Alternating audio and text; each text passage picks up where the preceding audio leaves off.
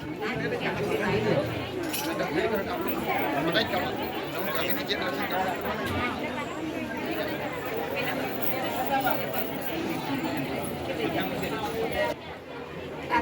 પારડી તાલુકાના સારણ ગામમાં જય મા ભવાની માતાનું મંદિર આવેલું છે. લગભગ 200-300 વર્ષ જૂનું છે. એનું અમે આજે ગ્રામજનોના સાથ સહકારથી નવનિર્માણ કરવામાં આવ્યું છે.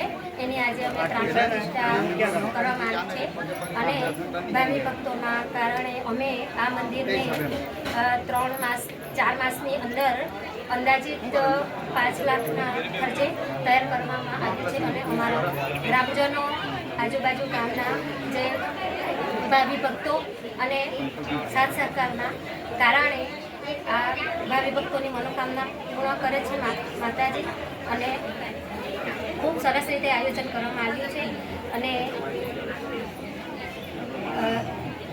પણ આયોજન કરવામાં આવ્યું છે અને વર્ષો જે ચાલતી આવેલી પરંપરા વર્ષોથી તે જેમ કે વર્ષના જે પ્રોગ્રામો દરેક પ્રોગ્રામો અમે આ માતાજીના મંદિર પર ઉજવીએ છીએ. જેમ કે ગણેશ ચતુર્થી હોય, જલારામ જયંતિ હોય કે માતાજીના નોરતા હોય, આઠમને દિવસે પણ ખૂબ સરસ રીતે વર્ષોથી આવેલા પ્રોગ્રામો અમે દર વર્ષે અહીંયા જ કરીએ છીએ. ખૂબ સરસ રીતે થાય છે અને એ જ માતાજીની કૃપા, માતાજી બધી મનોકામના પૂર્ણ કરે છે ભાવિ ભક્તો. મંદિર 200-300 વર્ષ જૂનું છે અને બધા ભક્તોની મનોકામના પૂરી કરે છે. અને આજે મંદિર ઘણું જૂનું હતું અને ગામના લોકોએ કીધું કે આપણે મંદિરનું નવું નિર્માણ કરીએ, તેથી સરસ રીતે મંદિર બની ગયું આમ અને લોકોની મદદ બી તે મળી અમને. એમ લોકોનું ગુપ્ત દાન આવ્યું, લોકોના દાન આવ્યા અને બધું સારી રીતે પતી ગયો પ્રોગ્રામ અને 4 મહિનામાં જે મંદિર અમારું ઊભું થઈ ગયું આમ. એ બધા ભાવિ ભક્તોની સહાય બી ઘણી મળી અમને. એમ ત્યાંથી અમારું મંદિર એકદમ સક્ષમ થઈ ગયું આમ અને આજે બધાના આશીર્વાદ માતા પર બની રહે એવા અમારી સોચ રહી એમ વ્યવસ્થિત એમ. પૂજારી છે અમારા મંદિરની સેવા કરનાર કાકા એવા દિનેશભાઈ ધીરુભાઈ. અમારા સારણ ગામ પારડી તાલુકામાં આવેલું છે. આ જે મંદિર છે એ બહુ જૂનું છે. જૂનું એટલે ઘણું જૂનું. આમાંની મૂર્તિ તો મેં જાણતો, મારું આજે 70 વર્ષ પૂરા 71 વર્ષમાં મારું પ્રવેશ છે. આમાંની મૂર્તિ મેં જે જોતો આવ્યો છે તે તો હું જાણતો થયેલો 10 વર્ષનો હશે ત્યારનો જોતો આવ્યો. આ મંદિર પહેલાં મંદિર નહીં હતું. આ મૂર્તિઓ એમ જ આ તાળના ઝાડના થડમાં એમ જ બેઠાડી હતી.